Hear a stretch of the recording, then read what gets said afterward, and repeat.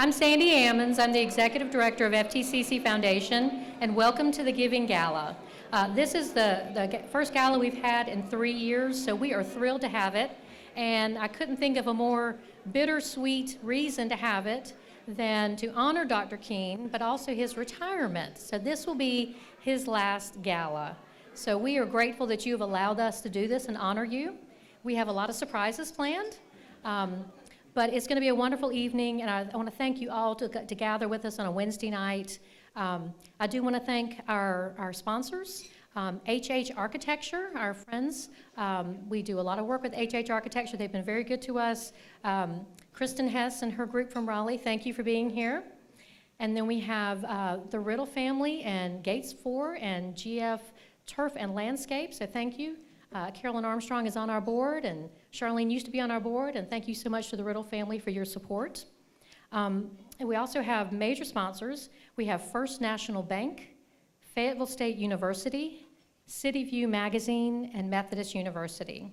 And if you look in your program, there's a long list of sponsors. They're also on the screen, so thank you to all the sponsors, all the ticket holders, everyone who supported this gala. We appreciate your support.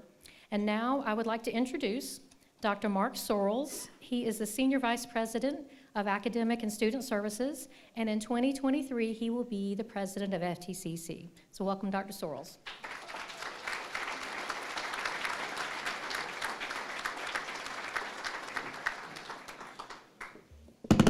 Excuse me. Well, first off, thank you all for being here. What a wonderful evening to celebrate a great man, Dr. Larry King. First task, though, is to recognize some special guests. We have a number of special guests here tonight that we want to recognize. First off, if I could have those guests, when I call their name, just to stand, hold your applause to the end, if you would, please. From our General Assembly, we have Representative Billy Richardson and Senator Kirk Deviere. These two gentlemen, with our delegation, did a whale of a job for our county. And I think we owe them a great deal of gratitude for really taking a lot of lumps and doing a lot of hard work, but standing firm for our community. And they brought a lot of resources here for the first time that Cumberland County greatly deserves. So thank you, gentlemen.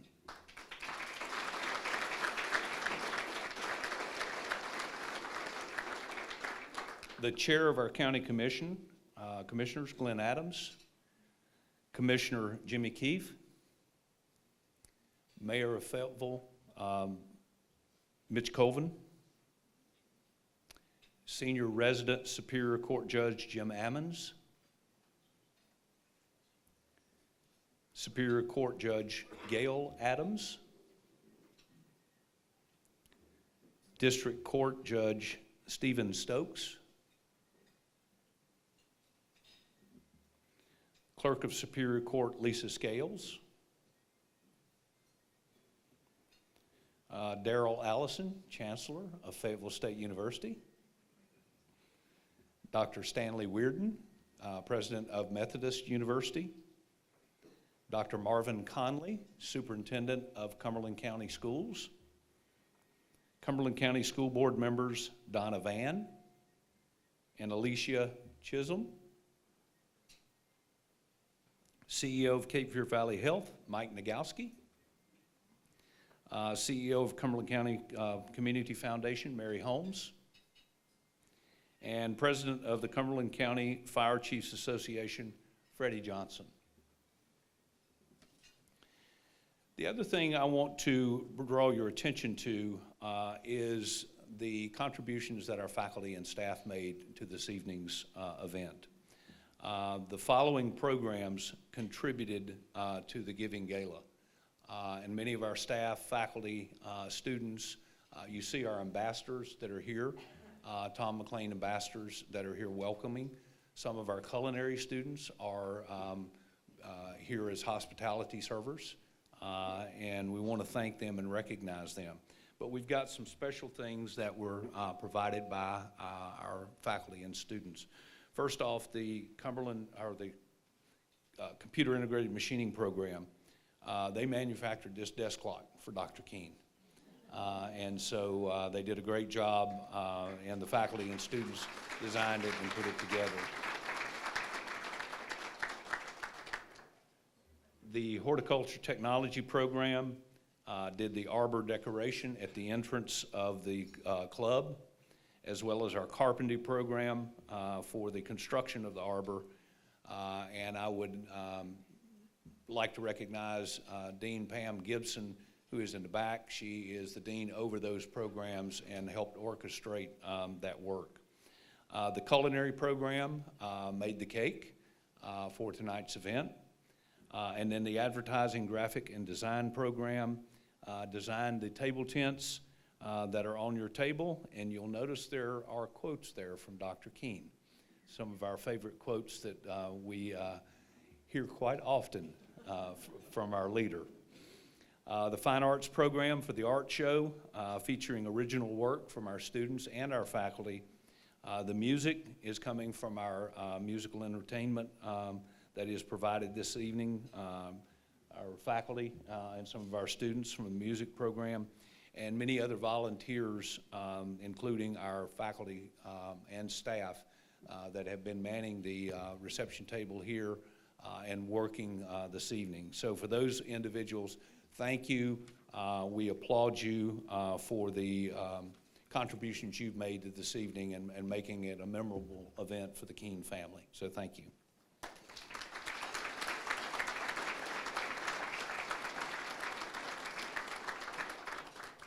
So I have just a few announcements before dinner is served.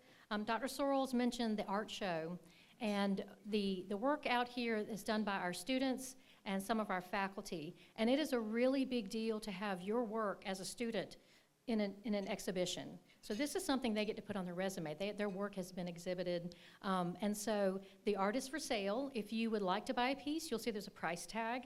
You just take the price tag out to the lobby, you can pay for it and take it home. Some pieces are already sold, some are just on exhibit only. But if these students, if they were to sell some of their art, that is probably the first time they have ever sold a piece of art, and it's a huge deal for them. So please look at it, please enjoy. We're very, very proud of it. I want to thank art instructor Katie Morell. She put together the art show. She helped us with all of that. Dr. Sorrells mentioned the table tents. I want to thank Jennifer Fisher. She is advertising and graphic design instructor, and she went through, I'm not sure how many, but a bunch of Dr. Keene's commencement speeches and pulled their favorite quotes. And the students designed these. So yeah, I think they're a work of art. They're really beautiful, and they're also on the TV screens. If you'd like to take one home at the end of the evening, that would be great. I want to remind you that Giving Tuesday is November 29th, and I hope that you will give to FTCC Foundation as you are tonight, but you also give to the charity that's important to you. And if you, on that worldwide day of generosity, if you will give to the charity of your choice, your time, talent, and treasure. I also want to draw your attention in the program. There's an invitation for you to join us on December 15th for the dedication of our Nursing Education and Simulation Center. And that is an amazing facility that's going to change lives. It's going to provide more nurses, better training, better facilities, and it helps the health of our community. So we are very proud of that. You can still have your picture made. They'll be taking pictures in Cliff's Bar through dinner, and they'll be available for you in the lobby. And now I would like to introduce Dr. Keene's dear friend, Mr. Fred McDaniel, who will give the invocation.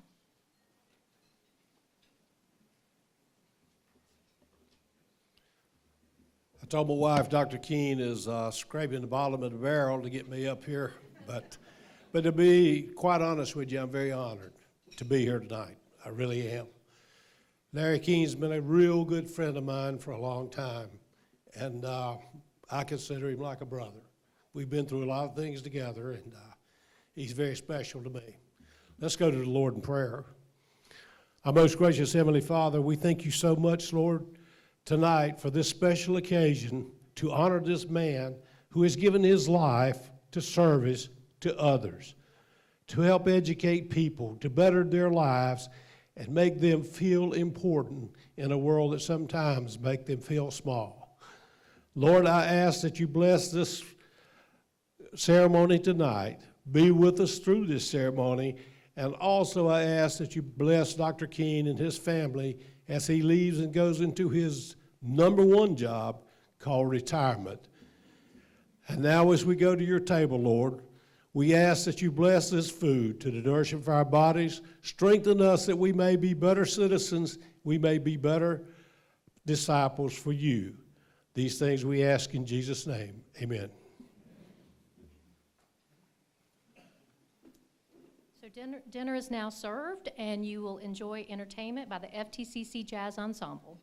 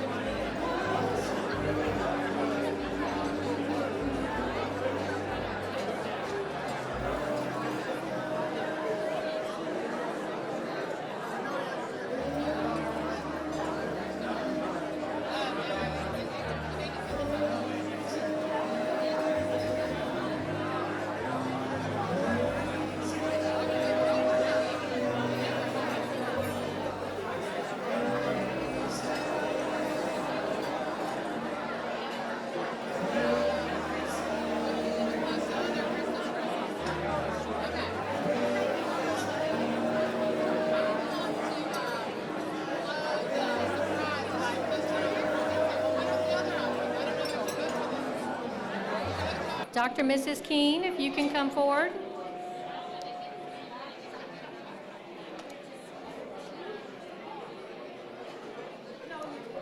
So Dr. and Mrs. Keene are going to cut the cake, and Nicole Knotts, who is the coordinator of culinary special events, and our culinary program, actually Nicole made the cake. And so Dr. and Mrs. Keene are going to cut the cake, and you will be served your dessert.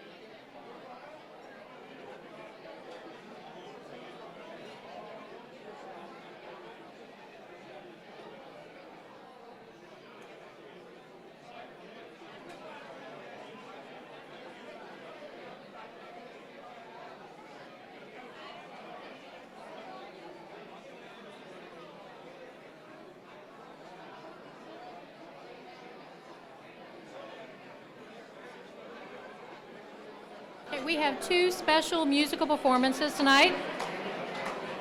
If I can get your attention, please. We have two very special musical performances tonight.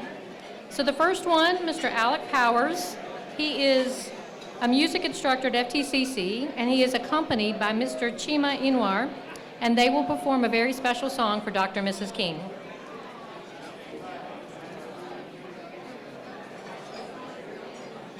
Check.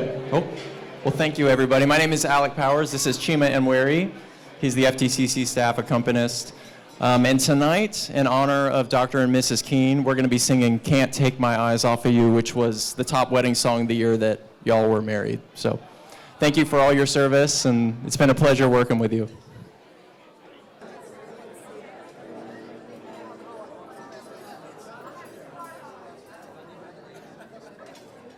You're just too good to be true. I can't take my eyes off of you. You be like heaven to touch. I wanna hold you so much. At long last, love has arrived. I just thank God I'm alive. You're just too good to be true. I can't take my eyes off of you. And pardon the way that I stare. There's nothing else to compare. The sight of you makes me weak.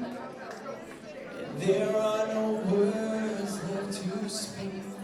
So if you feel how I feel, please let me know that it's real. You're just too good to be true. I can't take my eyes off of you.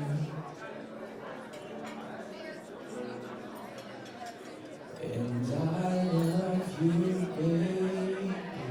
And if it's quite alright, I need you, baby. For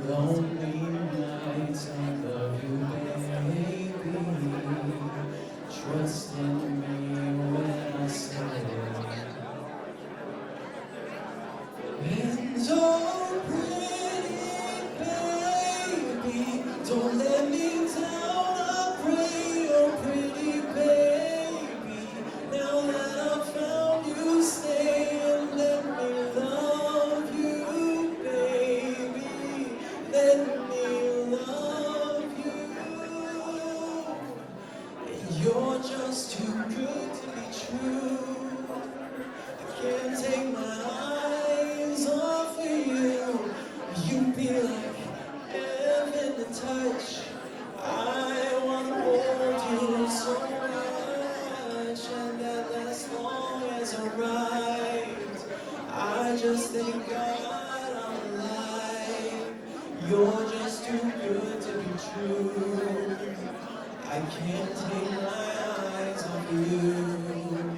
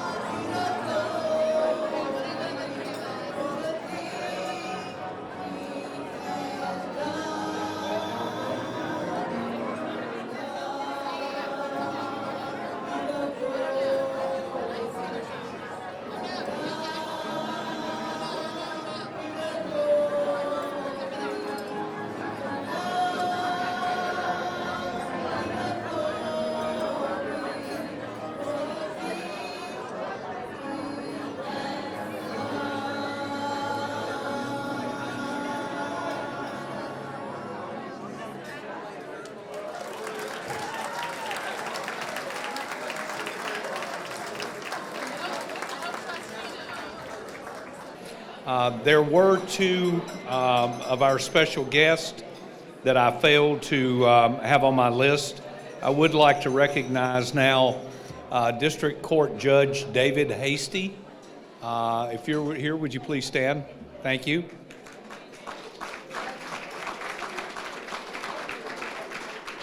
And we also have Colonel Freddie Johnson, Jr., who is head of the State Highway Patrol.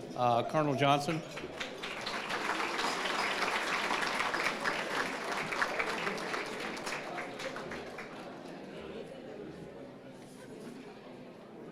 So now we want to bring up some speakers that would like to say a few words in behalf of, for Dr. Keene. And the first individual is Brad Hurley. Brad is the chair of the FTCC Foundation Board of Directors. He's served on the board since 2014. He is the founder of Hurley Insurance Group, along with his brother and their sons. Brad?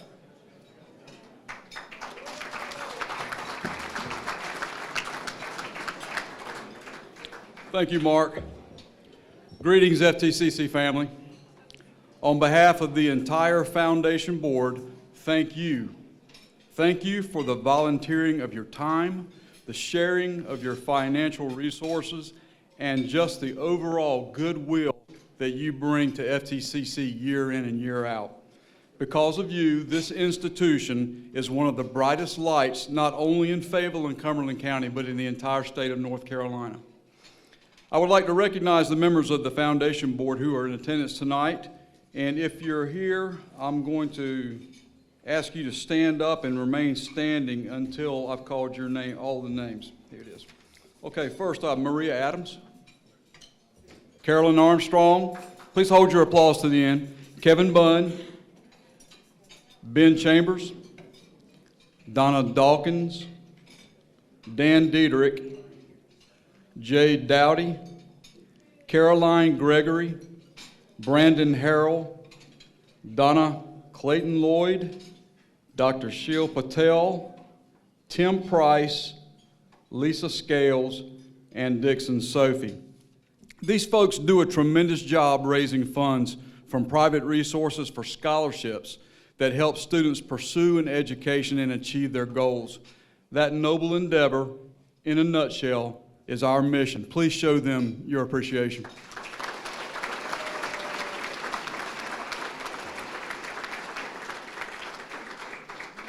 Dr. Larry Keene, boy, are we going to miss you.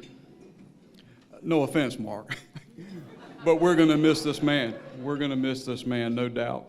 You know, Larry is not lacking in superior vision, and the Lord knows he's not lacking in passion.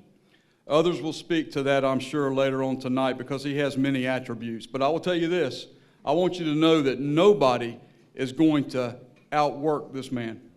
Nobody. Our board is in complete awe of him when he delivers the president's report at our quarterly meetings. It outlines his completed and ongoing activities, and it's pages long in fine print. Here it is right here, and it's thick, believe me. And Larry just recites right through that, and we just can't believe that he has the energy to do it. Vicki, where are you? I'm looking for Larry and Vicki. Vicki, what kind of energy drink is he hiding? We want to know what it's all about. Has he got a case of Red Bull or something that he keeps in the trunk? It's just amazing. Larry, I really enjoyed our time together at Gates 4 a couple of weeks ago during the FTCC golf tournament. We got to ride around in the golf cart together, and we rode all over Gates 4, greeting and thanking all of the foursomes that were there on their ways in between holes. And it showed me once again what a warm and genuine leader you are.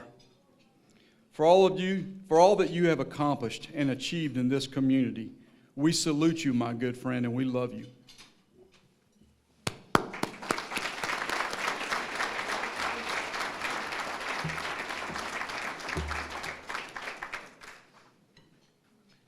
Thank you, Brad. We're indebted to the foundation and the members. They do a great job of raising funds for our students and for needs on campus. Next, I have David Williford, who is the chair of the FTCC Board of Trustees. David has served on the board since 2014, and David is retired from MJ Sophie. Mr. Williford.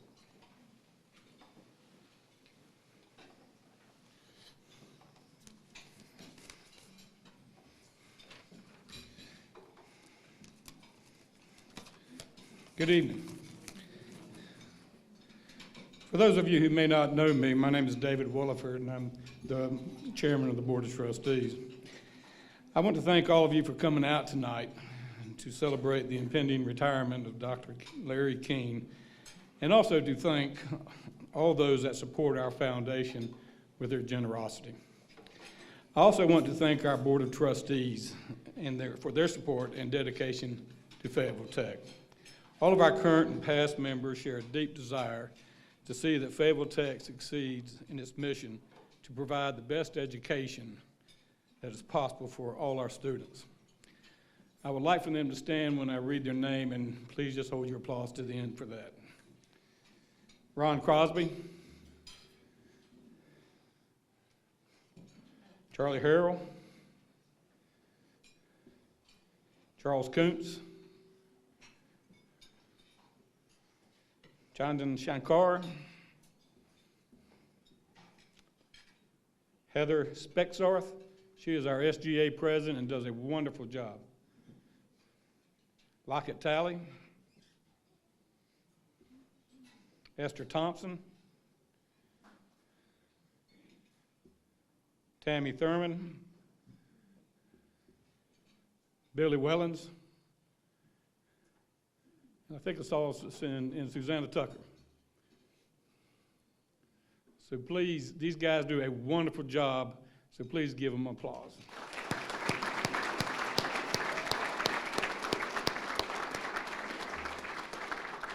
For the past 15 years, we have been fortunate to have an individual that has provided the leadership, expertise, and knowledge to grow this institution to become the third largest community college in the state.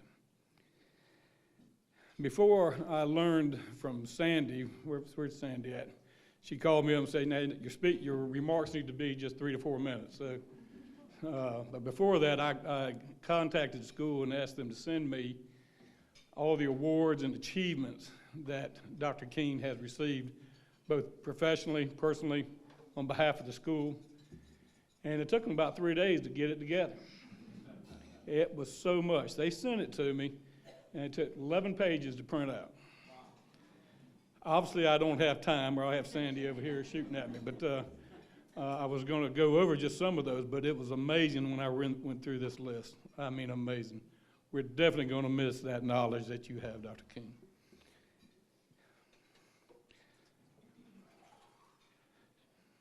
So, Dr. Keene, I can only give you one piece of advice as you enter retirement. Last year, when I retired, I came home one evening and my wife had a little whiteboard on the kitchen wall.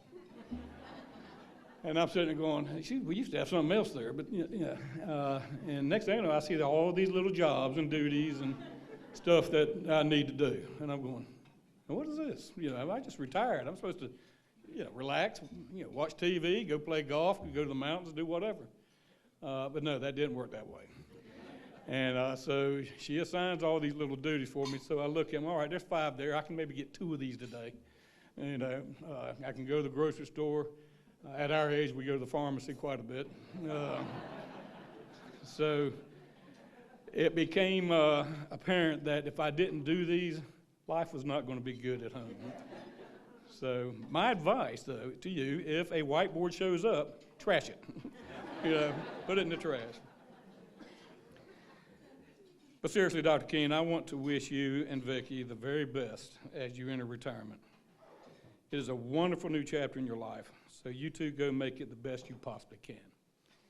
And finally, on behalf of all the citizens of Cumberland County, I want to say thank you.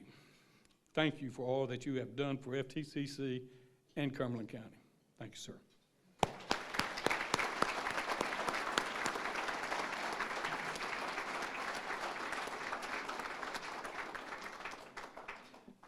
Thank you, David, and to the FTCC Board of Trustees.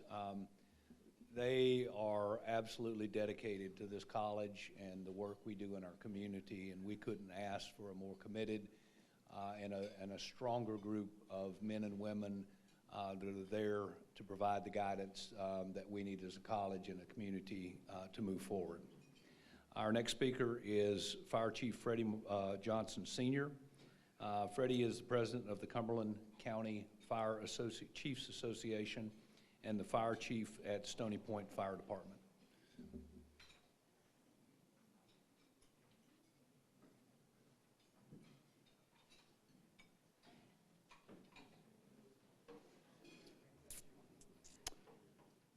Good evening. I'm a fire chief, and I ask a lot of my firemen, so I know everybody's happy to be here, so let's try it again. Good evening. Good evening. That's what I'm talking about. Thank you. Before I get started, I want to introduce my posse I brought with me, and I needed some assistance. And to my right is Fort Bragg Fire Chief Mark Melvin, who is on the executive committee, and he is the secretary. He's been serving there for a long time. To his right, when he's not leading the highway patrol, he still volunteers in his community, and our deputy chief for the Stony Point Fire Department, and he is the treasurer and has been since 1995 for the Chiefs Association. And in the rear, I have our vice president of the Chiefs Association, Pierce's Mill Fire Chief Ronnie Marley. So,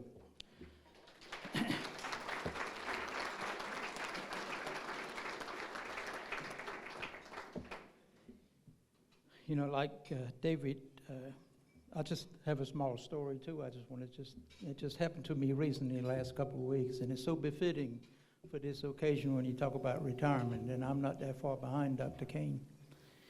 And I think all the, everyone here that's at retirement age, I think you've probably thought about this, but they say that when you get that age, and as we go into those golden years and that sunset, that we have to be nice to our children, because they do, if you need elder care, decide what nursing home we go to. And so I had this discussion with my son just 2 weeks ago and brought this up. And he said, well, Dad, if I win the lottery, I'm going to put you in a suite down at Harmony. So Harmony House is a nursing and assisted living facility just down from the fire department. And I said, well, I appreciate that. But the point I want to make is, Dr. King, unlike me, I hope that the relationship with your children is not dependent on a lottery win. So, I have to agree with the previous speaker, Dr. King. We're certainly going to miss you. And I want to just give a little history while I'm here. We wanted to say thank you to Dr. King tonight for what he's done for the Cumberland County Fire Service. And it took a lot, really, FTC or FTR before that has always been, their contribution to our community is priceless. They keep Fayetteville and Cumberland County running, if you think about that. And so back in 2009, back then Fayetteville Fire Chief Benny Nicholas and I met with Dr. Keene, and we talked about fire training, and we needed a fire training center, but the time wasn't right. We followed that meeting up. Ben Majors, who is now retired from Fayetteville Fire Department, and I met with Dr. Keene several times to talk about fire training. And in 2018, in early 2018, the stars lined up, and the opportunity arose, and the right people, the right places, the right boards and commissions approved to build a fire and training facility out on Tom Starling Road. And early on, Dr. King took charge of that. He provided the leadership, and he also put out the expectations, which were high for that facility. And everybody on the committee, and I was there, this was a 4-year process, from our H&H designs to the entire committee, Barnhill Constructions. I mean, they were passionate about building this fire training center. And of course, I think everyone knows, last month, on September 2 months ago, September the 19th, we had our dedication for the center. and it is state of the art. And I can tell you this, it is second to none in the state of North Carolina or even beyond that. But it's not done. It's still being built out and enhanced. And when it is completed, it will bring first responders, not only here in the state of North Carolina, but from beyond, to come and train here in Fayetteville and Cumberland County. But I got a compliment tonight from Dr. Winters from Oklahoma, who introduced himself, and he talked about our training center. And he said, Chief, your training center is a training center on steroids. And we appreciate it. And I think he's one of the speakers, so I'm sure he'll mention that, but we really appreciated that. So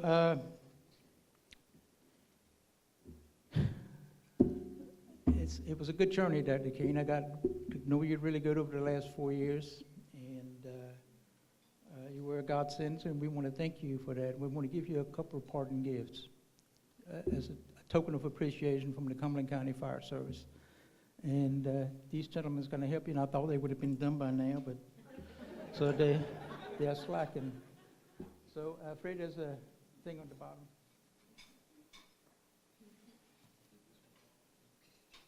Come on over here. Freddie, use this first. So we thought it'd really be befitting to honor Dr. Kane of something that he can remember all of us. And we have a picture here that we inscribed from the Chiefs Association. And let me see that. And there's also a picture of all the fire chiefs, all the commissioners are there. Dr. Keene, Dr. Source is on the photo. And for pretty much all the agency heads of all the first responder agencies here in Cumberland County. And of course, it's personalized to Dr. Keene. And it says, presented to Dr. J. Larry Keene, President FTCC, 2007-2022. The members of the Cumberland County Fire Chiefs Association would like to thank you for your leadership, support, and dedication to the Cumberland County Fire and Rescue Services. We wish you continued success in your future endeavors. Congratulations on your retirement, presented November 16, 2022.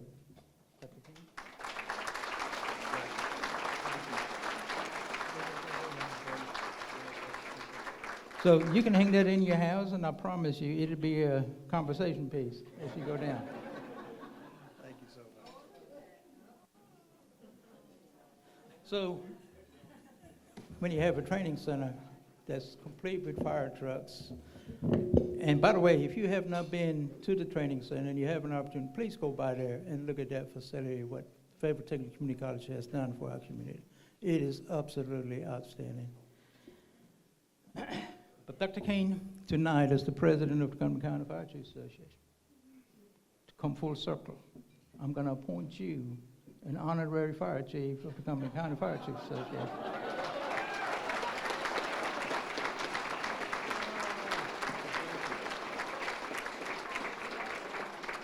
And in doing so, we're going to present Dr. Keene with his fire chief's helmet.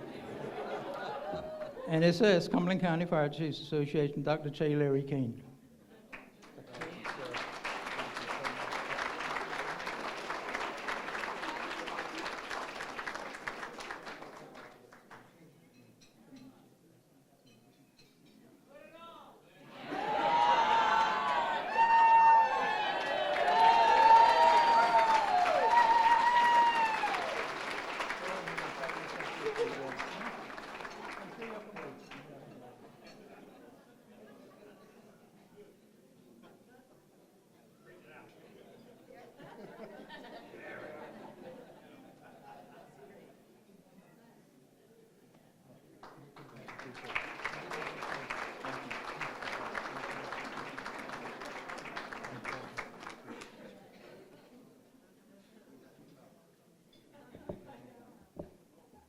Thank you, Freddie. Our next speaker is Glenn Adams, who is an attorney and has served as the Cumberland County Board of Commissioners since 2014. He is currently the chairman of the Board of Commissioners. Good evening. I bring you greetings on behalf of the more than 360,000 citizens of Cumberland County. But I'll tell you what, my wife was back there, Judge Gail Adams, she said 3 minutes, and you know what 3 minutes is, or you won't get a ride home. So I'm going to do 3 minutes. But let me tell you this, so when I first got elected to the Board of Commissioners, the very first person, or one of the first persons to call me was Dr. Larry King. And we had lunch together. And we built a relationship as commissioner and as president of Fayetteville Technical Community College. But most of you all in this room knows that that transcends over into friendship. And we struck up a friendship over these last 8 years. And so thank you for that. Jimmy Keefe is here with me, which is one of our commissioners. And the reason he's here is you've heard them talk about this fire rescue squad, fire rescue that we just built. Well, let me tell you a little story. Dr. King came and talked to us as the commissioners about building J.P. Riddle Stadium and using it for baseball. And we talked to the Riddle family, and they said, yeah, we think that's a good idea. And I said, well, Dr. King, we'll just give it to you. And Dr. King was like, wow, what a gracious, gracious gift. I'm like, if he only knew how much the county had poured into this thing, in this hole, so you can take it off of our hands. And now they built the softball stadium out there, and so that's great. And so as we get ready to close this chapter of your life, Dr. King, I talked to your board of trustees. I talked to my county commissioners. If you come right on up here with me.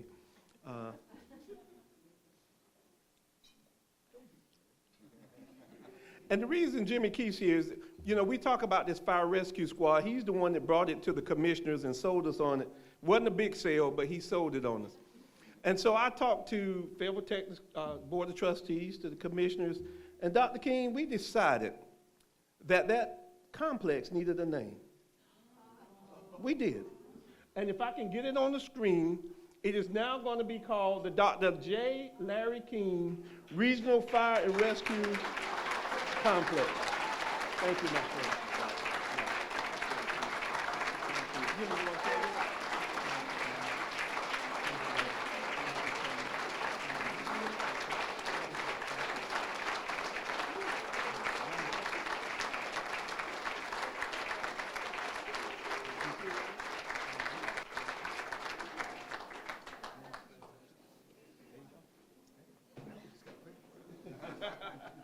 Thank you.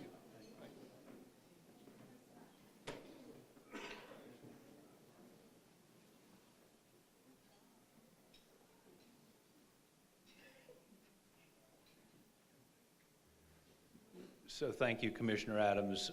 Dr. King has been an unwavering leader and commitment to public service in our community. And that is something that Fayetteville Tech is proud of and will continue to carry the torch. Our next speaker is Chancellor Darrell Allison, who is the 12th Chief Executive Officer and Chancellor of Fayetteville State University, where he has served since 2021. Our great partner, Chancellor Allison. Well, good evening, everyone.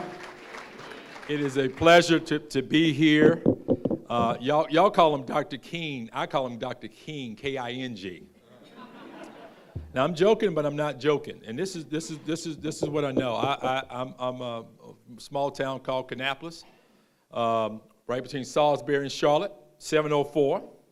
And I've also lived in Cary, you know, RTP area, 919. This is why I say he's King, K-I-N-G. And this is one of the reasons why he was on my short list of folk to see when I got here, if he would see me. Those of you know, I had an intro coming here to Fayetteville, and he did. So when I lived in Kannapolis, everybody knew about Central Piedmont Community College. Prominent, big, and in Charlotte, and had all the economic thrusts behind it and support, if you will. I also lived in Cary. Everybody knows about Wake Tech Community College. Wake Tech Community College, ladies and gentlemen, when you look at the campuses with an S, They're bigger than most four-year institutions. And the reason why I say this man is King, those are tier 5 counties. All that money and resources galore. They're 1 and 2 of the 58 community colleges in terms of population and things of that nature in North Carolina. Fayetteville Tech Community College is number 3 in the state. Tier 1 county. So this man has been able to do things with few tools in the toolbox here and do wonders. And there was a reason why I wanted to come and sit at his feet.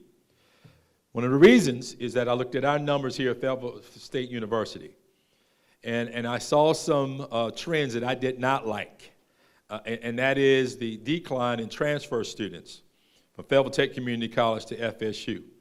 And it speaks to a lot of things. How can we be so close but yet so far away? So I wanted to meet with Dr. King.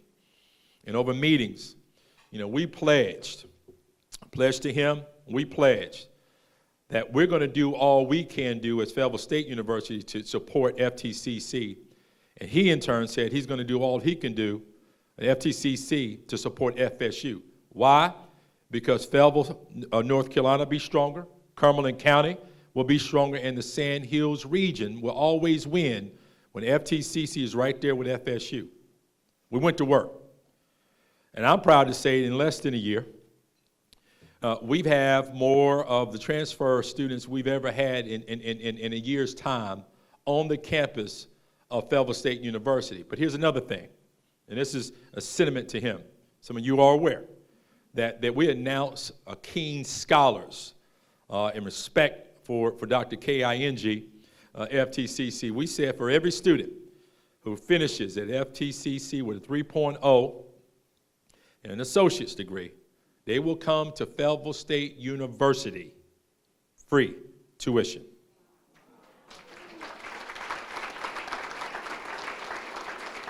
And I'm happy to say tonight that we have close to 100 King Scholars of FTCC on the campus of Fayetteville State University. Not only that, but FSU have a full-time employee on the grounds, has an office and on the grounds here at FTCC. Dr. Soros and his team has met with our team. And ladies and gentlemen, I'm so happy to say, and this is one of the legacy pieces here for Dr. King, that I'm happy to say that we are committed, the next leadership coming in, our provost, to continue to be strong. FSU strong and FTC strong, stronger Fayetteville, stronger Cumberland, stronger Sand Hills region. So young man, you come up here. So we've got something here. Now y'all know, we Broncos, we've been doing some things here lately. Y'all heard we won the CIAA championship. Prior to last Saturday, 4 years in a row. 4 years in a row, we went to the championship and didn't win. So this made the 5th year. And we did it. So we are proud Broncos. And see, for proud Broncos, when there's exceptional leaders, exceptional people, we have a special thing that we like to give those exceptional people. And it is the Crystal Bronco. Now, Miss King, don't you go and get it priced out now. I don't know how much crystal. It may be a third crystal in some glass. I don't know. But they said Crystal Bronco, I'm going with it.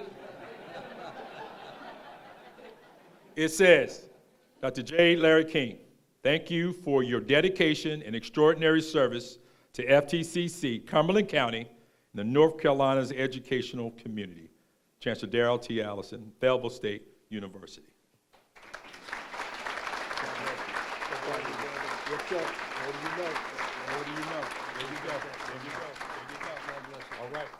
All right. Thank you. Thank you, Chancellor Allison. We're indebted to the great leadership that he's brought into the community, but we in Fayetteville and Cumberland County are blessed to have another great institution of higher education, Methodist University. So our next speaker is Dr. Stanley Weirden, Methodist University's president. He joined Methodist in 2019. Dr. Weirden.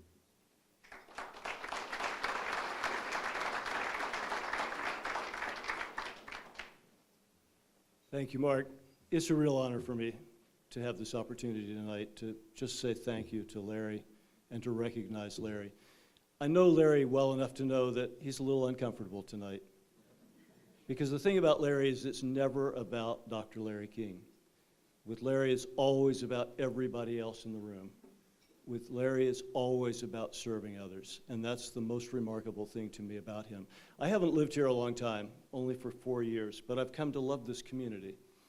And the reason I love this community is the people in this community. And I would say foremost among them is sitting right here, Dr. Larry Keene. He's one of the first people who reached out to me when I came here. He has never treated me like a competitor. He has always treated me as a friend. He's been an incredible role model to me and truly a friend. And I do thank you for that. Larry Keene has a generous spirit, a kind spirit, and truly a servant spirit. He served in the military, he serves his church, he serves his community, and he has served higher education brilliantly for many, many years as a faculty member, as a leader, and now in this ultimate role as president of FTCC. You don't know what a national reputation he has. There's a huge community college in Chicago. Chicago Community Colleges. And when I was working there, I knew the president. And when he found out I was moving here, one of the first things he said to me is, you need to meet Larry Keene. He's known all over this country. He's not just having an impact in Fayetteville, North Carolina. He has served on national, regional, and local committees in higher education, and he has transformed higher education. And he has transformed the lives of many students, too, with the programs that he's created at FTCC. You've heard about some of them tonight. He has prepared students for transfer, for college educations. He has prepared students for careers and for technical positions. He has made a difference. He has transformed the lives of so many different students.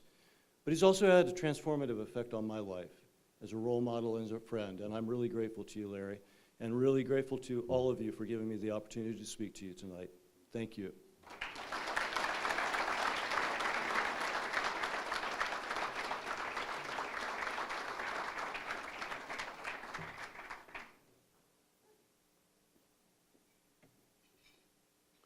Thank you, Dr. Weirden.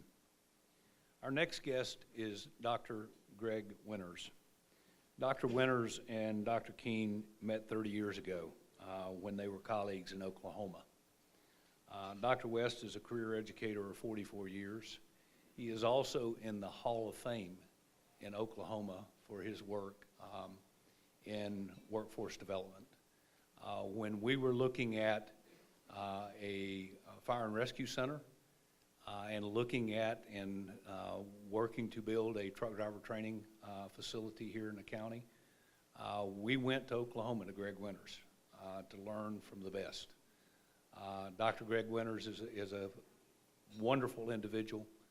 He serves on the National Technical Honor Society, of which Dr. Keene also served, and is just a great leader in our country and a great example of what technical education means to our community and to the economic vitality of our county and our nation. Dr. Winters.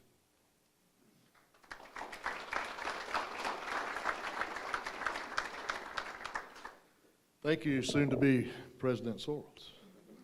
Really proud of Mark. Some of you may be wondering, why in the world did God come all the way out here from Oklahoma? Did I win the distance award for tonight? That's good. Real quick, and I know I've got a 3-minute deal, and my wife is my speech conscience, if you will. I grew up in southwest Oklahoma. Hell, you can't say anything in 3 minutes. I mean, I'm a slow-talking kind of guy from southwest Oklahoma. I don't think anybody in the room, maybe a few in the room, realize the connection between the Carolinas and Oklahoma when it comes to technical training. In the 60s, when the federal legislation was passed, we had a gentleman in the state of Oklahoma by the name of Dr. Francis Tuttle. And Dr. Tuttle was the architect of the technical education system in Oklahoma that is said to be, and I don't want to offend anybody, but they say we're the the best overall system of technical training in the country. I don't know if that's really true or not. We say that a lot in Oklahoma. We like to think that it's true.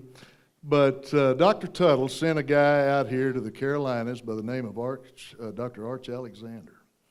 And I talked to Roy Peters, which Larry worked for Dr. Peters as state director when Larry was out in Oklahoma. And I talked to Roy the other day, and he enlightened me. He said, when Dr. Tuttle sent Dr. Alexander to the Carolinas, he sent him to North Carolina and South Carolina, and he spent weeks out here back in the 60s. And the reason they did that is South Carolina at that time had a really good secondary program of technical training in their school system in South Carolina.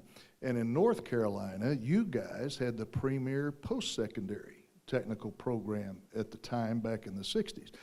And so what we did, just like we always do in Oklahoma, good solid Oklahoma people, we come out here and steal all your good ideas, and we go back home and we make them better.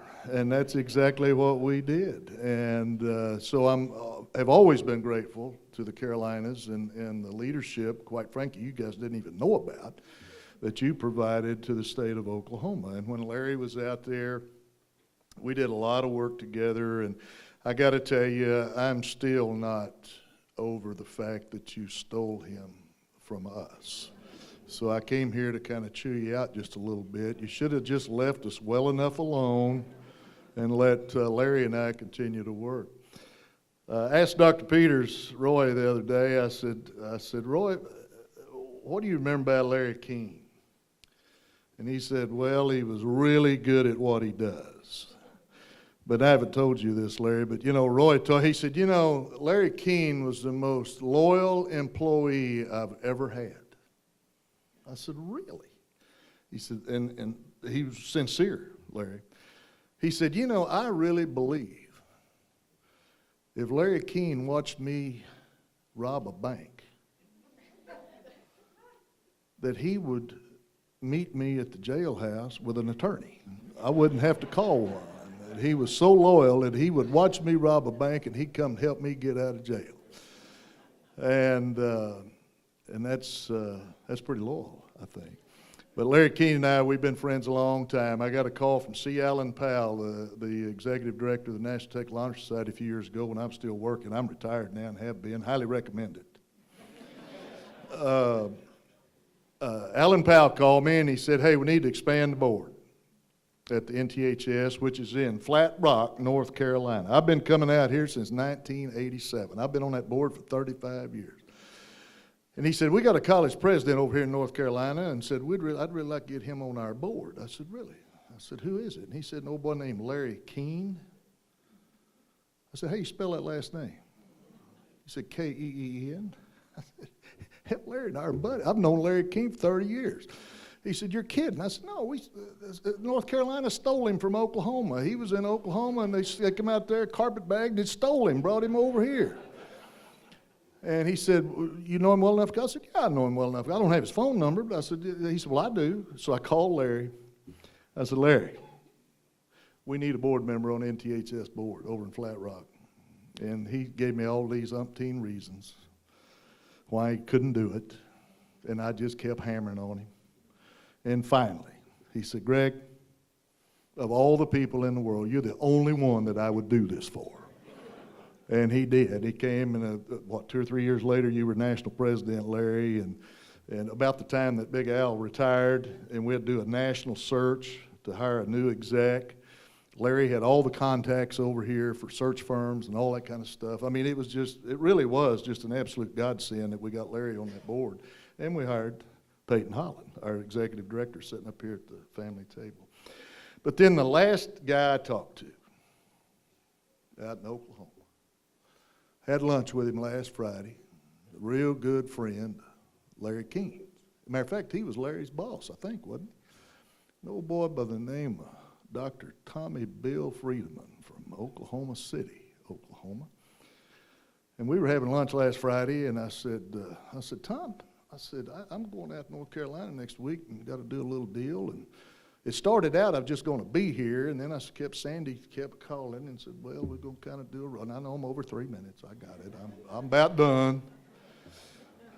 Then I found out, she said, well, do you have any stories you can kind of roast him a little bit? We need kind of, I said, well, let me go work on that.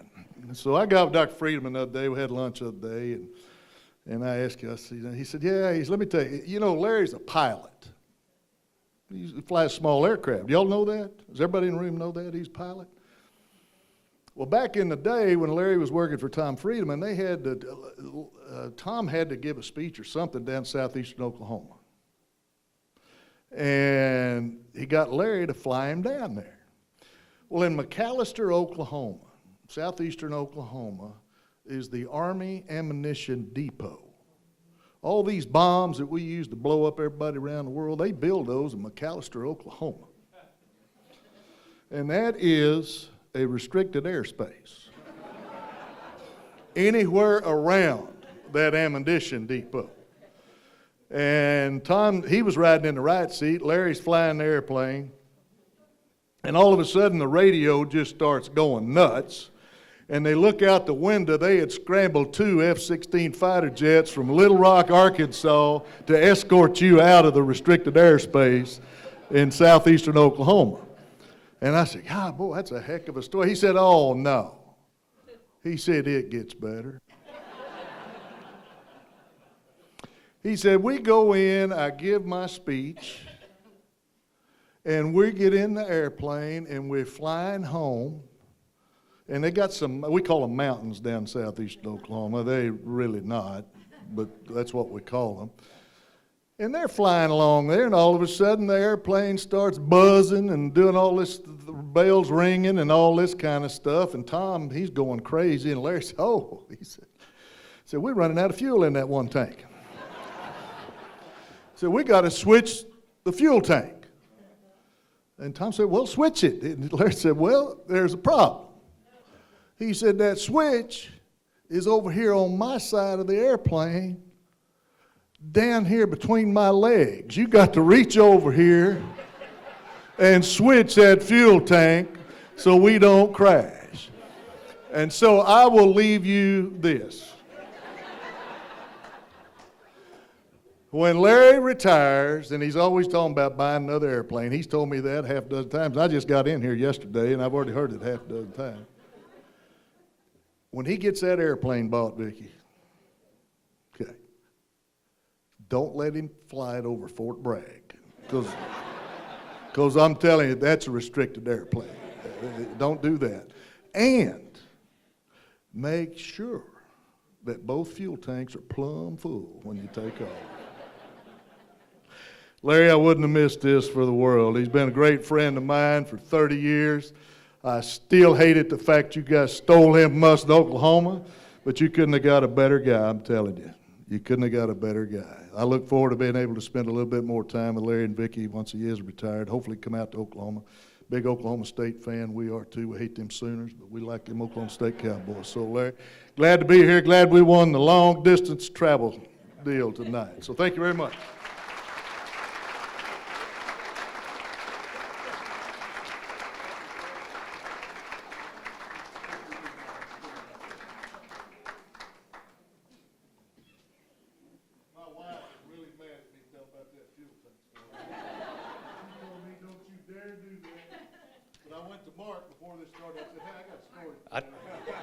I told him, I said, please tell it.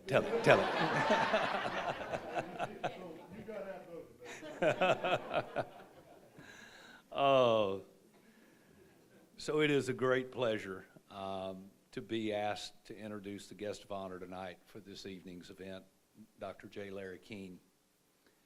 Dr. Keene and I first met in February of 2002.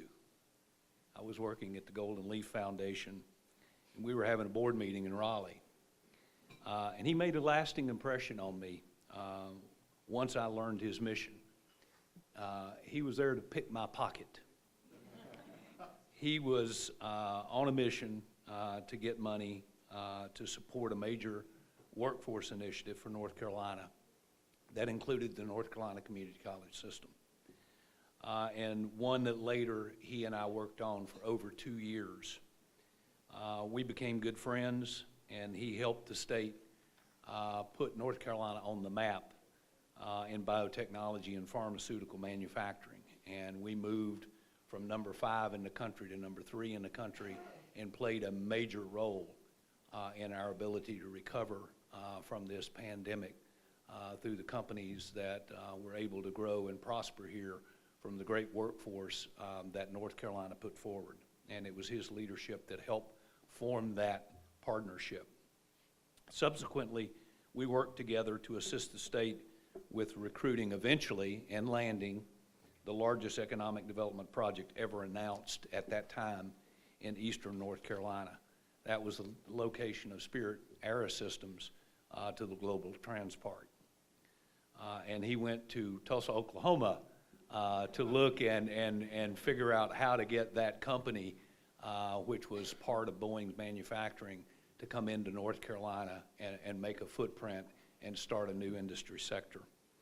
Once Dr. Keene left the system office in 2007, he continued to make an indelible mark on the people and communities he served in our wonderful state.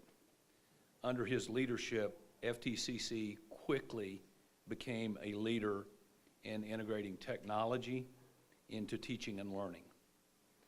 This forethought proved to be critical when COVID hit in March 2020. The college was well positioned to address the disruption that came from the global pandemic.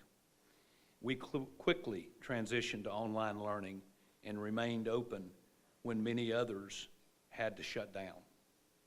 It was his leadership years ago that set the foundation for that to happen. His commitment to the military, his dedication to public servants have been demonstrated tonight, but is one that will continue in this community and make a lasting mark on the college in Cumberland County. FTCC has for the past 10 years consistently been ranked in the top 10 nationally in the large college category as a top 10 military-friendly college, a top military-friendly spouse school, and best for vets.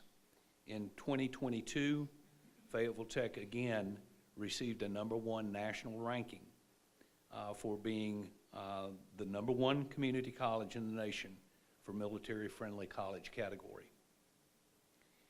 He, along with several of our community members, as you've heard tonight, framed the vision that is now becoming a reality for a $40+ million investment in now the J. Larry King Regional Fire and Rescue Complex.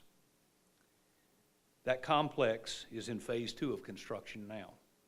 The investment will not only help save lives in our community, but put Cumberland County on the map as a premier location for fire and emergency training, not only in our state, but on the East Coast as well.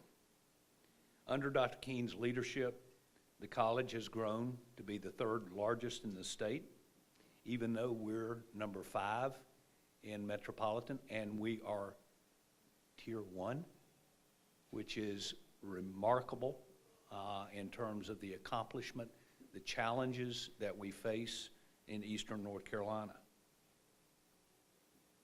It's also, under his leadership, become the #1 continuing education program in the community college system.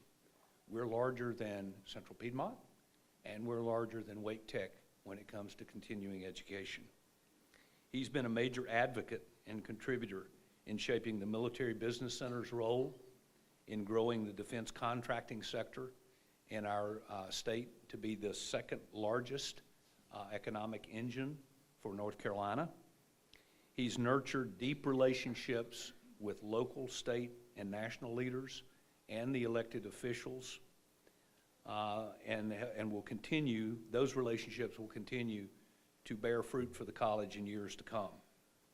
He's really been instrumental in leading the college to the forefront. We just went through our 10-year reaccreditation with no findings. He's led the college through 2 and a 5-year review with stellar results at the end.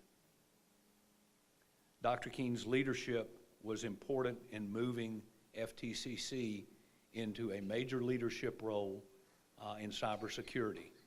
Under his leadership, we became a Center of Academic Excellence. That is a designation by the National Security Agency that very few have gotten, over this 700 institutions nationwide. And under his leadership, we've now formed for North Carolina the Carolina Cyber Network, which is an affiliation of 14 2- and 4-year universities that band together to establish a comprehensive talent development pipeline to close the skills gap in cybersecurity to protect our national interest. In addition, he served in many state and national boards, like the National Technical Honor Society. He served as chair of the North Carolina Association of Community College Legislative, Finance, and Technology Committees. During his 10 years of service, Dr. Keene has positioned the college as a national and state leader in higher education, and he's helped advance the economic interest in the state and in Cumberland County. He's formed an exceptional executive leadership team. He's crafted a succession plan. He formed a solid foundation for the future of this college, and I am fortunate to be able to take the reins after him. Dr. Keene is also a proud husband, father, and grandfather. We're pleased that his entire family is here tonight, including brothers and sisters and close friends, to help celebrate his legacy tonight. Dr. Keene, you're more than a colleague. You're a friend, you're a brother in Christ, a mentor, and to me, you served as a father figure. Now, I'd like to premiere a short video of tributes to Dr. Keene from some of our staff.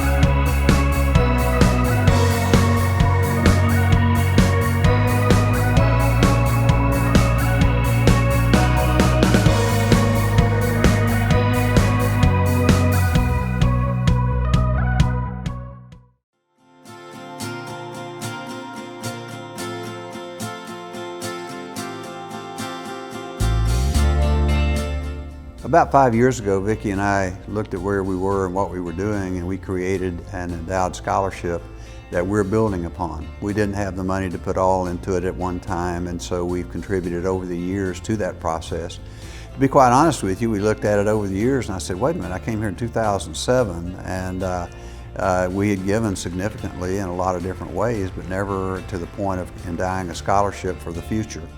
Had the normal conversations that you would have, people asking what do you want to recognize and so forth and so on, and we've come to some conclusions on that, but we continue to give to that and to build on it as we go, and with the idea that someday that it will endow itself to a point where it will be endowed to the interest, and then it will support students that come to us for help, and with the flexibility that really reflects the needs of the students that we have here at FTCC.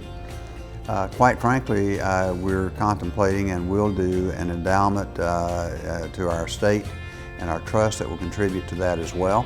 It doesn't have to be something, we all have children and grandchildren and things like that. Well, of course, we're going to address those needs as we make our estate planning. But the truth of the matter is we're looking also for a significant portion to go on to FTCC to help endow that scholarship and make it living into the future. So in our way of thinking, the truth is that if we can do that into the future, and even after we have departed this life and gone on, the beneficiaries are going to be the ones who come through here later on, and I hope the endowment will grow over time. And as a result of that, the benefits coming to the students will be reflected in the joy that we have in giving. So with that being said, once again I'd reiterate that we're all here because we stand on the shoulders of someone who came before us. And so I think we need to remember that same thing as we go forward and we benefit from the richness of this country and its people and what we do together. I'll tell you what, it matters and it adds up over time, and it can be extraordinarily significant to the lives of the people we're trying to serve.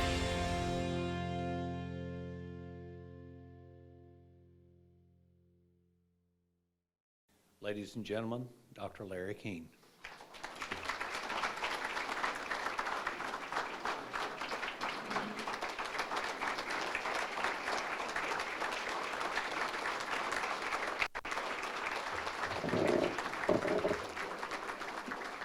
Thank you. What a tremendous honor it is for me tonight to spend time with you and to share in the journey of this great college and its people and the people that we serve. As I look across this assembly of people, I think about, how blessed I am. I believe in a Bible verse, a series of verses that says I can do all things through Christ who lives in me. And the truth of the matter is, there's not a day that I don't give my thanks to my Lord and Jesus Christ.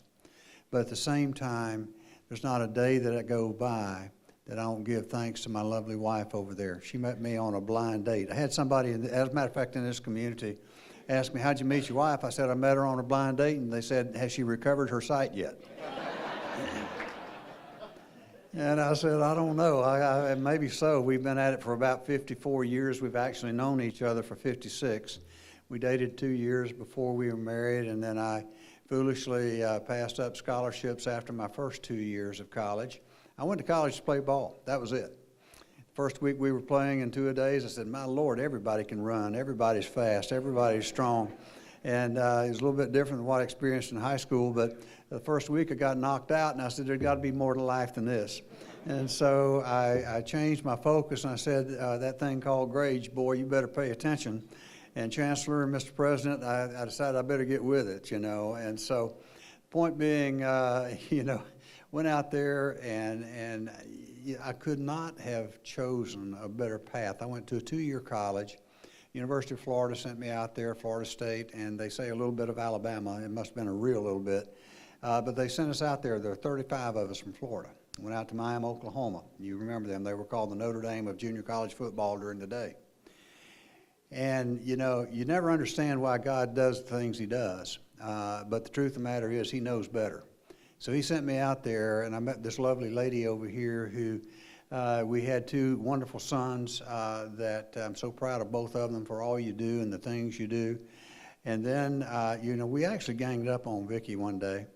No, probably more than one day. The truth is I came home from work one day and I asked the boys, I said, "Where are your mother?" And they said, "I don't know." And so I went in there and I looked for her and found her in the closet and she was crying. I said, "What in the world is going on?" She said, "They're driving me crazy." She said, "I just can't handle it."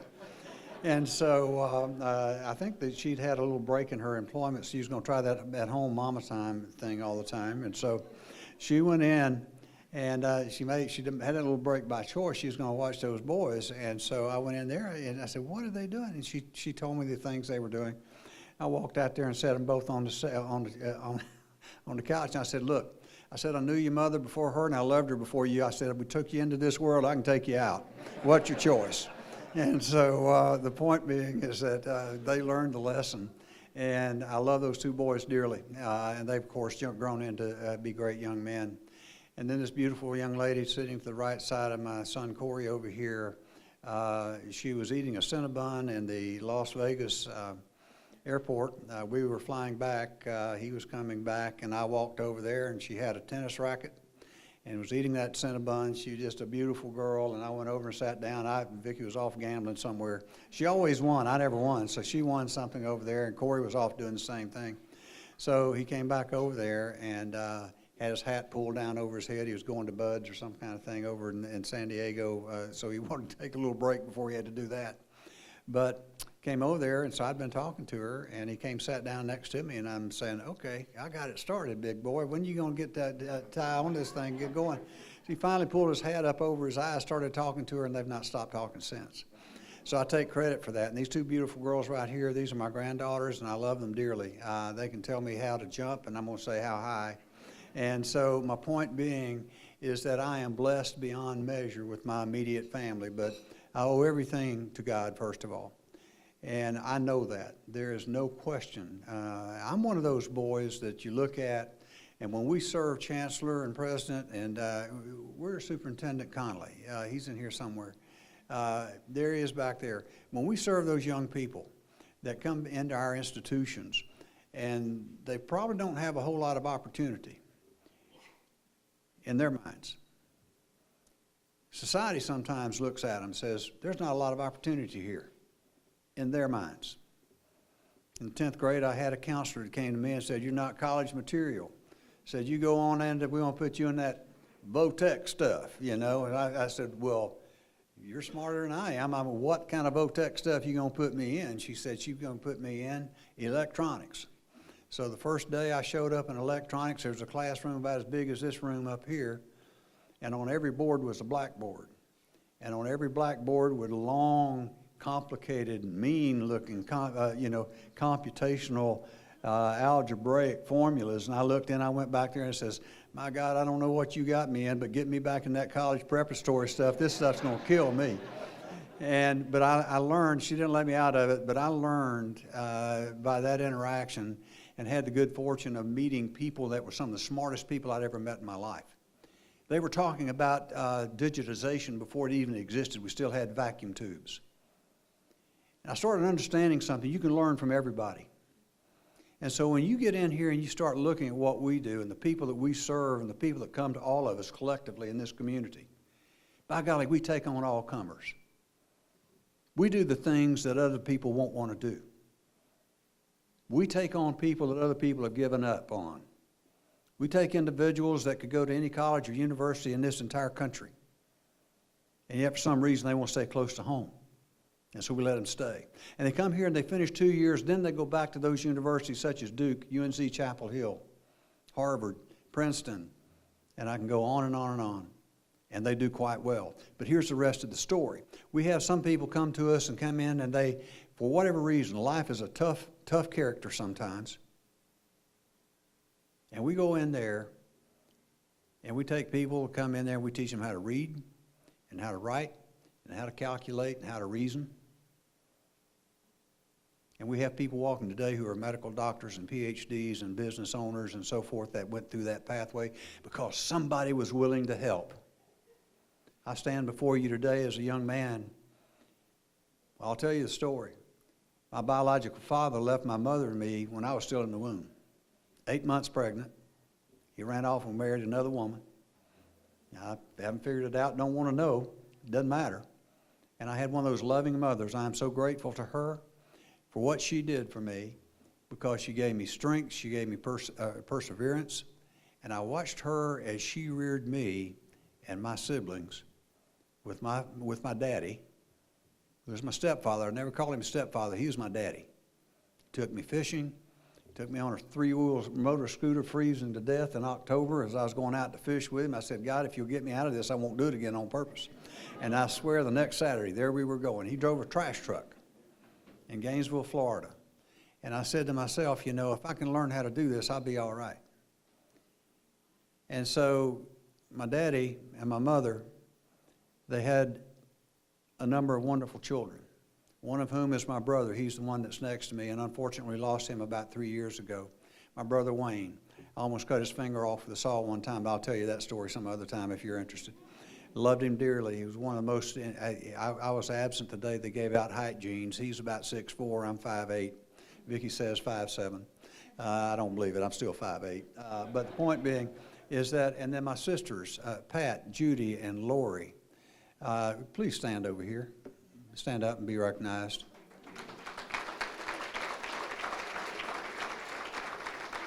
They loved me when I was not lovable. They loved me and forgave me as a big brother who went out there and protected them and tried to, and they probably protected them when they didn't want protection. But the point being, I love them dearly, and they had an influence on my life just like my family does, my immediate family here. There's more to the story, and that's each of you. I've been fortunate in my lifetime. I've been in the offices of chief executives of Mitsubishi Bank negotiating deals. You know, Mark talked about biotech and all that, and Spirit Aero and Boeing Aero and all that kind of stuff. And I've been privileged. I've been out on trade junkets and opportunities all over the world doing the things that we do. And, you know, I've always been privileged, but I've always known I've had a place to come back to. And I want to ask Senator Kirk Debier to stand, and Representative Billy Richardson. You two please stand. If we have any of our state elected officials, please stand and be recognized. But I want to tell you something. These two people are two of the bravest people I've ever known. Because Billy Richardson probably rused the day he called me and says, what do we need to make this happen? You and John Soka and Diane Wheatley and Elmer Floyd at the time before, you know, that all changed, and Marvin Lucas and Senator Deviere and Senator Clark, and so they fought for us. And I was in on the inside when I knew that people were destroying them. Destroying them. I don't see how two people, especially these two, could survive what they did on behalf of us, all the people in Cumberland County. And I want to express to both of you my sincere appreciation for the confidence and the faith that you put in the people of this county and what we have done and what we've done together. Please give them a round of applause. It's well deserved.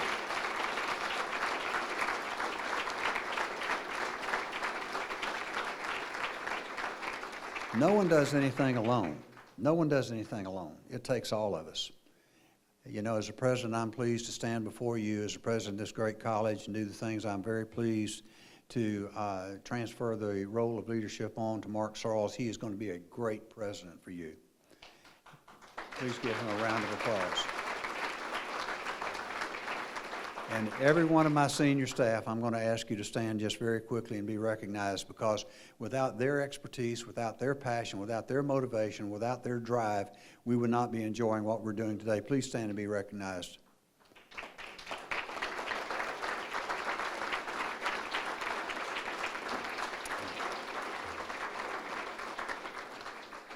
They are phenomenal. I've been able to work with some elite teams in my lifetime, doing some things all over the world, doing things that I can't tell you about necessarily, but they've been elite teams. And the point being is I wouldn't trade these people for any of them. They're that good. Now here's the rest of the story. It doesn't happen with them alone. It takes faculty and staff. It takes students. It takes great students like Heather Spexarth, who's president of our Student Government Association. has one of those stories that is just so dramatic. And to see the progress that she has made, and Mary Holmes, you and others have helped her dramatically over time with the contributions you and the Cumberland County Foundation have made. You see, it takes all of us. It's more than a village. It takes all of us to make this happen. You saw Glenn Adams and Jimmy Keefe and the other commissioners that are represented here. You saw many of them on this thing. It doesn't happen overnight. It doesn't happen on a one-time thing. The Riddles, what he didn't really tell you is I was pitching for something that's going to cost me about $10,000 a year when I got J.P. Riddle Stadium, and he gave it to me. I almost passed out right there in front of him and everybody else. And I said, big boy, and the guy that was with me was a fellow who was on the professional team, and I thought he was going to kill me there. I said, I didn't plan this. And so my point being, and you are right, you knew what you were doing when you gave that to us, I'm telling you. But we're going to try to make it better, and I think we have in a lot of ways. And it thrills me to hear Chairman Adams and others go by there and say, you know, the beauty of it is we don't see it empty anymore. We see people using it. Because every time it's used, it's contributing to the life, the growth, the development, and the nurturing of some person. And it's each of those individual people that in their respective capacities are going to make up the future of this community. And so we need to do our best together to make that happen. My good friends, Chancellor Darrell Allison, they call him, and I was impressed with you. You were very kind. You said you had a little challenge when you first came on. I called him. And then I talked to him. I said, this man's for real. And people would come to him and say, what do you think about this new chancellor? I'd say, give him a chance. Just give him a chance. Chancellor, you're doing an exceptional job, and I'm honored to know you. I treat you as a brother. I see you as a brother. I love you. And Stanley Warden, you're the same way. Now, you speak a little different dialect than I'll have to admit, coming from the north, but I love you. And I'll tell you what, you honored me to no end when you awarded me the Doctorate of Humane Letters from Methodist University earlier this year. So I'm grateful to you for that. Thank you so much. And the relationship with these two men and Superintendent Connolly, Dr. Connolly back there, the ongoing work, we've got a lot more work to do together. But it takes all of us. It takes our county commissioners. It takes the Mike Nagowskis of the world, leads our healthcare system back here. It takes the J.P. Riddles of the world. It takes people like every single one of us and so many more to open doors of opportunity for people like me. I have seen places in the world I never dreamed. I didn't know they existed when I was a young fella. And even when I was in college, they said there is no way that this snotty-nosed kid coming out of Gainesville, Florida, the real truth is Hogtown Creek, but Gainesville, Florida, would ever go out to a place in Oklahoma. I was out there, we were going out to Colorado to play a ball game in my first year. It was raining out around Edmond, Oklahoma. I said, God, if you get me out of this place in 2 years, I promise I won't ever come back on purpose. And then it got worse. We went out to Guymon, Oklahoma. The wind blows so hard that when the trees are standing up, one side is shorter than the other because of prevailing winds. I said, God, if you get me out of here, I promise I won't come back. Well, God knows best because he didn't get me out of there. I was out there for 34 years. And the point being is that every step of that way, he was preparing me to serve you. And I mean that word serve. Not direct, not guide, not dictate, serve. And I ask each one of us to have a servant's heart, and if we do that, we're going to serve our mankind more effectively. And none of us do it alone. It takes all of us. I'm so distressed these days that we've got so many people out there who make a whole lot of money trying to keep us divided. They keep us divided by race. They keep us divided by gender. They keep us divided by wealth. They keep us divided by age. And what the truth is, they're making money at, and the rest of us are suffering. We need to stop that nonsense. Realize that we're Americans first. We breathe the same air. We walk the same ground. We need to respect each other with integrity. We need to help each other. We need to serve each other. We need to move forward together. Because when one is left behind, all are left behind. So my point being, I'm honored beyond imagination for your presence here tonight and the privilege of having been able to serve you for the last 15 years. Somebody asked me whenever I announced, and the board announced that they were going to select me as president, Rita, and they said, what are you doing? You can go anywhere in this country you want to go. Why are you going to Fayetteville, North Carolina, in Cumberland County, North Carolina? And I had some of my buddies in Oklahoma say, have you lost your mind? He wasn't one of them, you know. But I said, have you ever taken the time to just stop and forget the stuff you hear and just look at what's really there? Look at what's below the surface and look at what is really there. And the answer was always no. You see, they don't see the great people like yourselves. They don't see the aspiring people that we all serve and we all work with. They don't see the individuals that are taking every dime that they have to try to get a better today or tomorrow than theirs today. I promise I'm going to close. My granddaughter's going to get me, you know, Brianna, I got your message about keeping it short. I am beyond 3 minutes, I know that. But the point is this. Vicki and I moved out of a 3,500 square foot home in Raleigh when we first moved here, went to Spring Lake, because we had not sold our home. We didn't have the money to just come in and buy a new home and so forth. Terry, you're here somewhere. I know you're here. Where's Terry? There she is waving at me. Thank you for helping us find our home.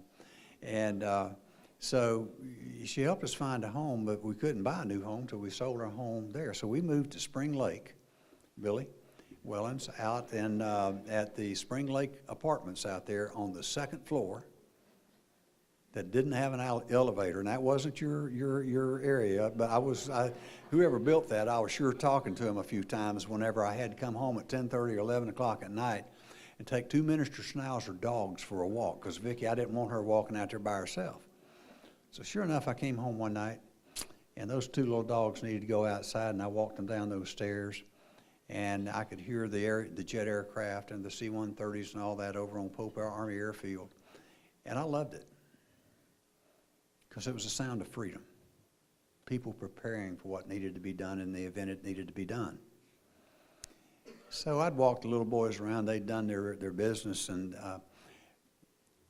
Scott and Corey, stand up for a minute. My 2 sons, stand up. They're going to hate me for this. I'm going to pay for this, believe me. They have an interesting sense of humor. One of the dogs, since it was a miniature Schnauzer, which are German dogs, they named Adolf. And then the other one came along, his little brother later on, they named him Kaiser. So I'm walking Adolf and Kaiser. It's your fault. You did it. You guys did it. And so I'm walking them out there, and I saw this lady, and it's about 10:30 or 11 o'clock. And I saw her get out of her car, and she had bags of McDonald's hamburgers or whatever it was that she was carrying. She had 2 little children about this tall. Cutest little kids you've ever seen. She's an African-American lady. And so I was walking those dogs over, and those kids just went bonkers. I mean, they were wanting to pet those dogs so bad. And so I walked over there, and they were the sweetest dogs you'd ever want to know. So I bent down, and she said, would it be all right if they pet them? I said, of course. So those little kids were petting them, and she says, you must think I'm the worst mother in the whole world. I said, no, ma'am, not at all. I said, why would you say that? She said, well, it's so late. My children are not in bed. I've got a bag full of McDonald's hamburgers here that I'm going to feed them for supper. And I said, well, I'm not making a judgment here one way or another. Tell me your story. That's what she told me. She said, I'm working 3 jobs. My husband, for no apparent reason, left me and these children. Don't know where he is, what he's doing. But I know this, I've got the responsibility of rearing these 2 children to the best of my ability. So I am working 3 jobs, and they're all part-time jobs. And I'm going to school at Fayetteville Technical Community College. And I honestly cannot remember exactly what she was studying. And I said, well, I asked her, of course, you can see how my memory is now. It's kind of gone, but it was some kind of thing where she was going to go. Something was in the healthcare field or something like that. And I said, well, I'm the new president of Fayetteville Technical Community College, and I want you to make me a promise. If things get tough, I want you to come talk to me personally. And if things get too difficult and you don't think you can make it, I want you to come to talk to me personally. And the last thing I want you to do, because you are going to graduate, when you graduate and you have those tough times, you think about those beautiful children there and what you're trying to do. And then I'm going to have a whole lot of people come across that stage. We were graduating about 650 to 700 people at the time. And I said, when you do that, I want you to slow down when I shake your hand, because I'm going to shake every hand that comes across that graduation stage. And I want you to remind me who you are. It's about 3 years later. We were up to over 1,000 people in graduation at that point. And lo and behold, coming across that stage, I didn't recognize her just by looking at her. She was all garbed up in her cap and gown and all that kind of thing. But she says, which they're moving them across that stage. There are a lot of people, as you all well know. And I want to tell you something. She says, I want to remind you who I am. She reminded me of the story. And she said, I just graduated and I've already received a job, and it's paying a living wage for a family of 4.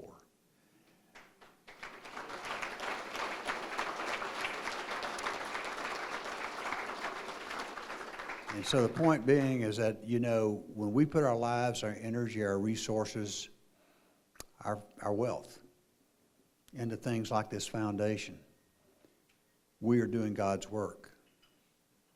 We're doing the things that He would do and have us do. Because when we can help people like that move a step further and embrace what they have the ability to do, then we've done something right. I look at my good friend here from Oklahoma. The real truth of that story, you pilots out there, I did not do it the way it was described a while ago. There is a process. Now, it was windier and get out. It was a 6-hour drive down there, and then a 6-hour drive back after he's going to give us a little speech. I said, that's crazy. We'll go down there in an hour. And so I got, you saw me, that was a Mooney 201. You saw me having to struggle to get out of that thing. That thing had tight quarters, but it flew great. But anyway, we went down there. I got my clearances over that area, by the way. It's an active military operations. I know. But I'd gotten clearance from Fort Worth Center. And when you do that, you can go through there. And it was supposed to end at 10 o'clock that morning. Well, it's 11 o'clock. And so I called and I told them my aircraft number. I was going to go ahead and progress. I said, is the MOA dead? Silence. And it came back and it said, no, we reactivated it. It's got 15 F-16s and F-15s in there doing work. And Tom heard that. His eyes got about that big around, and I got quiet. I said, oh, crap. And so I said, what would you have me do? And about that time, a big, deep voice came over the radio, said, Fort Worth Center, this is so-and-so. It was one of the AWACS that was flying up there. He said, we have him on our scope. He's fine. We're going to be okay. I didn't tell Tom that. I kept flying through there, and I said, now, if you see an F-15 or an F-16 coming toward us, you need to tell me quick, because I've got to get out of the way. He was scared to death all the way through that thing. That story on changing the gas is true. But I didn't have bells going off, and I didn't have all that thing. It wasn't about to crash.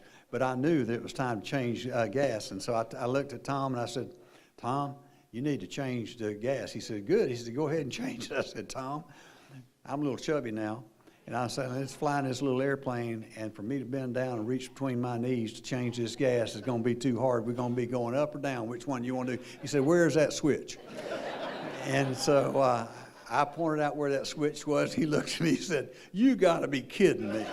And I said, nope. And so I'm flying the airplane, keeping it straight and level and so forth. He changed that switch, and thank God the thing kept on running. What he didn't tell you is that when we landed in Idabel, Oklahoma, we had a 30-knot crosswind. And that aircraft is good for about a 20-knot crosswind.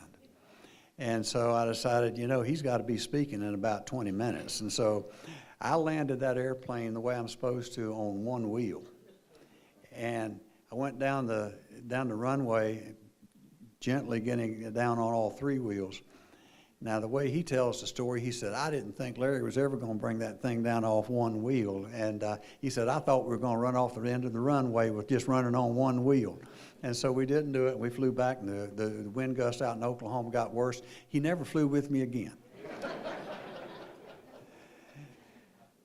It has been an honor and an absolute privilege to serve each of you in North Carolina. I told Greg earlier today, one of the reasons I selected North Carolina, I could have gone back to Florida, I could have gone to Texas, I could have gone to other places when I made a decision. But it's the quality of the people. It's the quality of the expectation. It's the desire and the goodness of the people. And I will tell you, as I stand here today, I did not make a mistake when I chose Fayetteville, North Carolina, and Cumberland County. And I'm blessed because of it. My two good friends down here, Fred and Rita McDaniel. Fred, I consider you a brother. We've taught Sunday school together. He even has had me preach a time or two, which my wife is over here dying because she thinks I'm doing that now. But the point being, and probably am to some degree, but the point being, I just want you to know how much we as a family and me individually, and I'm going to say literally tens of thousands of people of all ages and circumstances and situations are grateful to each of you for all the service and all the work that each of you've done in your own way. As I leave this place, we're planning on staying here. Now, I'm going to do what Vicki tells me most of the time. But the truth of the matter is we're going to stay here. That's what our plan is. Everybody thinks I'm going to move off somewhere. Well, not till my grandkids move. Then I might have to reconsider, But I'm so proud of them and what they've learned here and what they've done. They came on the 3-year plan. We got a call, said, we're living, and you talk about culture shock. They lived in San Diego. These two little girls had just been born. And they said, can we come join you? We want to be around family. We want our girls to grow up around family. I said, come on. Not long after that, they were here, and Scott called. He was in Seattle, a beautiful place up there, and he says, I want to be around family again. He said, would it be all right if we come? And I said, sure, come on. So they came. And that was 15 years ago, 14 years ago. And I've had the privilege of seeing them grow. I've had the privilege of growing deeper in the faith with great people like this and great friendships here and working with great young people like Peyton Holland and what he's doing with the National Technical Honor Society. But just as importantly, if not more so, is having the privilege of working with each of you. So I want to expound upon you to take God's blessing. God bless each of you for what you do and who you are. God bless this community. Where are you, Mayor Coven? I'm not going to give you a test this time. He runs from me when he sees me because he knows I'm going to give him a quiz every time I see him about FTCC. Sir, I'm not going to do that. You did well, and so I appreciate your support over the years as well. But the point being, we are in a special community, and the only reason it is a special community is because of each of you. Just that simple. And because we have a common purpose and a common desire, we're going to do greater things together in the future. So on behalf of my family, on behalf of my friends, and I've learned so much from you guys out in Oklahoma, and I'll be forever grateful. And just from the bottom of my heart, thank you to each of you for the friendships, the support, the encouragement, going through hard times and good times together, and we've built something together that will work and works well together. Now, Mark, no problem, but don't you mess it up.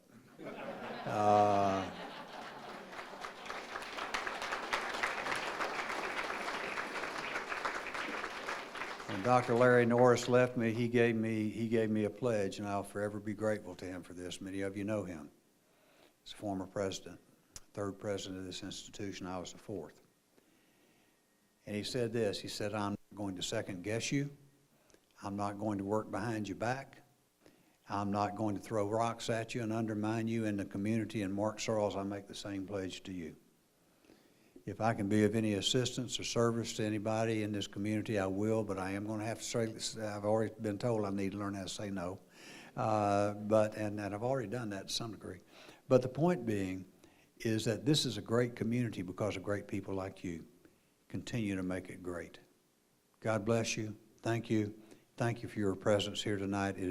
I'll forever remember it. Thank you. God bless you.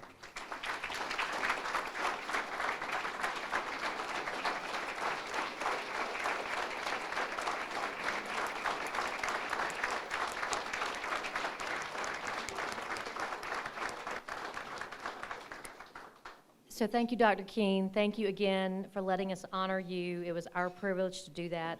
And Mrs. Keene, thank you. And to the entire Keene family and friends, just a couple of notes. Please take the flowers home.